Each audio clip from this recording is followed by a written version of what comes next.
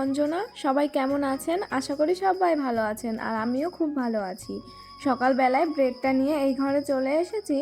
ব্রেডটাকে একটা জিনিস করব। অবশ্য এটা বাটার দিয়ে করা হয়, তবে আমি করব দেশি মহিষের ঘি দিয়ে।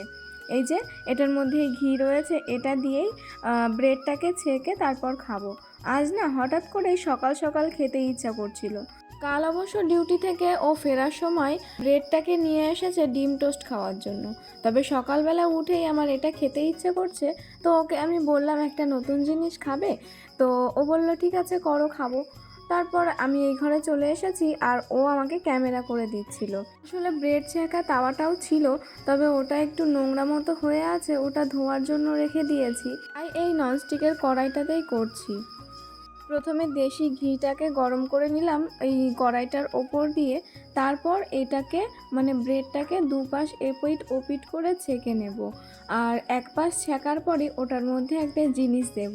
আসলে সবাই বাটার দিয়ে করে, তবে এখন আমার খেতে ইচ্ছা করছে, ঘরে বাটার ছিল না, তাই ভাবলাম দেশি ঘিটা দিয়েই খেয়ে নিই।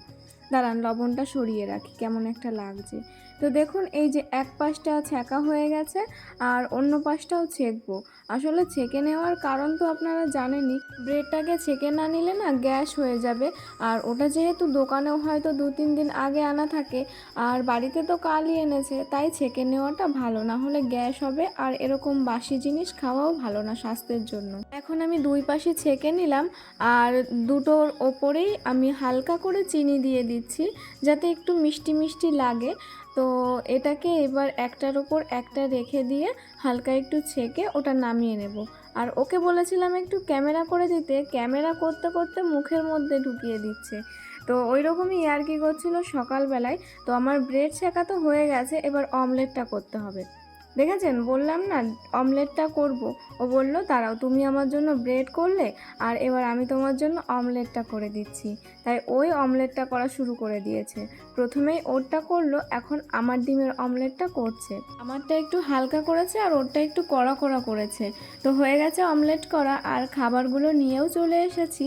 সাথে দুজনের জন্য দুটো কলাও নিয়ে নিয়েছি। ওকে তো দিয়ে দিলাম, এবার ওই বলবে কেমন হয়েছে খাবার। আর সকালবেলায় এত সুন্দর খাবার পেলে কার না মনটা খুশি হয় বলুন।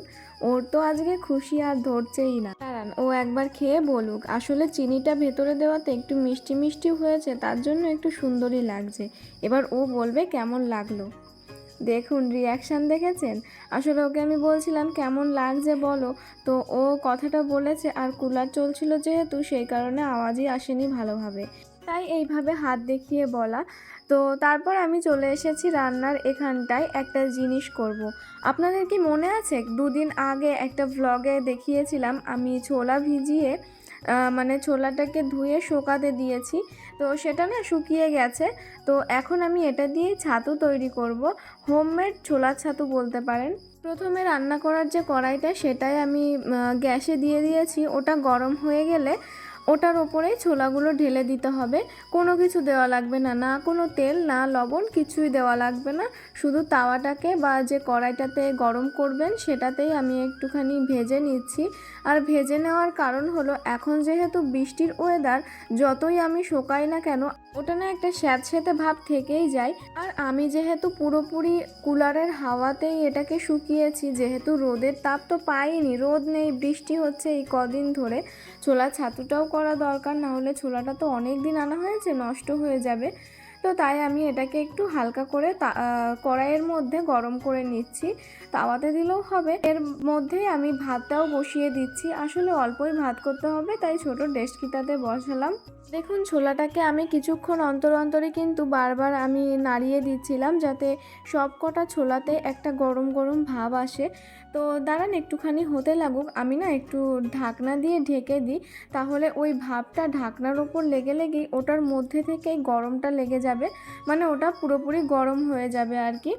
তো তারপর আমার দেখুন কিছুক্ষণ বাদেই কিন্তু ওটা গরম করা হয়ে গেছে। তারপর আমি কড়াইয়ের মধ্যে একটু এলিয়ে বেলিয়ে রেখেছিলাম, যাতে ওটা ঠান্ডা হয়ে যায়, যেহেতু মিক্সিতে আমি পেস্ট করব, তো মিক্সিটা যাতে প্রবলেম না হয় তার জন্য আমি ওটাকে ঠান্ডা করে নিয়েছি। তবে মচমচে কিন্তু আছে। এবার ওটাকে আমি মিক্সির মধ্যে ঢেলে নেব। আর এই প্রসেসটা কিন্তু আমি এই ফার্স্ট টাইম করছি, তবে আমি একটা আন্দাজ নিয়েই করছিলাম, কেননা ছোটোবেলা থেকে দেখে এসেছি আমার মা চিড়ের ছাতু, তারপর গমের ছাতু, চালের ছাতু, মুড়ির ছাতু, অনেক ধরনের ছাতু করে। তো আমি ভাবলাম ছোলা ছাতুটাই করি আমি। তো ছোলা ছাতুটাই ফার্স্ট টাইম আমি ট্রাই করছি। তো দেখুন ঢেলে ঢাকনাটাও দিয়ে নিয়েছি, এবার মিক্সিতে পেস্ট করে নেব। আর যতবার আমি মিক্সিতে পেস্ট করছি বারবার কিন্তু চেলে ছাতুটাকে বের করে নিচ্ছি।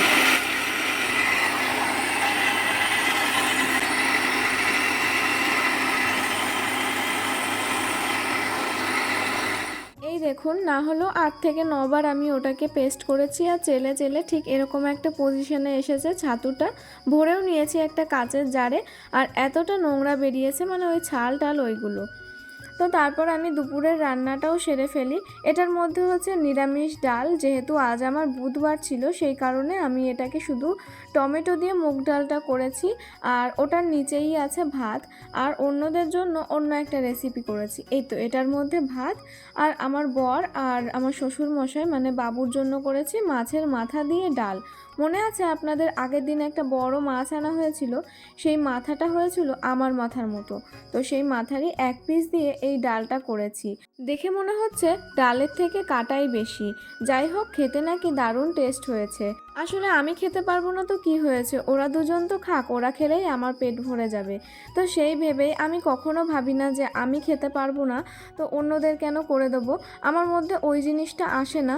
আমার যেহেতু নিরামিষ, আমার নিরামিষটা আমি খাই, তবে ওরা তো খেতে চায় না, সেই কারণে ওদের জন্য আমি ঠিক ওরা যেই জিনিসটা খেতে পছন্দ করে সেটাই আমি সবসময় করে দেওয়ার চেষ্টা করি। তো তারপর লাঞ্চটা করে নিয়ে বিকালবেলায় দেখুন আমি বসে পড়েছি এই তেঁতুলটাকে ডিব্বাটার মধ্যে ঢোকানোর। তো কাচের জার যেহেতু নেই তাই তেঁতুলটাকে এটার মধ্যেই ভরে নিচ্ছি। এরকম 2 কৌটো হয়েছে, আসলে 2.5 কিলোর একটা প্যাকেট আনা হয়েছে তেঁতুলের। আর আমাদের এই বাড়ির সবাই যেহেতু তেঁতুলের টক খেতে ভীষণই ভালোবাসে, তাই প্রত্যেকবার কলকাতা থেকে আসার সময় তেঁতুল আনাই হয়। হ্যাঁ, রাজস্থানেও তেঁতুল পাওয়া যায়, তবে ওই তেঁতুলগুলো কেমন একটা ভালো না, কেমন যেন হয়, তো টকটাও সেরকম টেস্ট হয় না। সেই কারণে আমরা কলকাতা থেকেই নিয়ে আসার চেষ্টা করি। তো ভরা হয়ে গেছে, আমি একটু হাতে খেয়ে দেখছিলাম, বাবা গো কী টক। যাই হোক, চলুন আজকের মতো ভিডিওটা এই অবধি। দেখা হবে পরের আবার একটা ভিডিওতে। ততক্ষণ অবধি সবাই ভালো থাকবেন, সুস্থ থাকবেন আর সচেতন থাকবেন। বাই।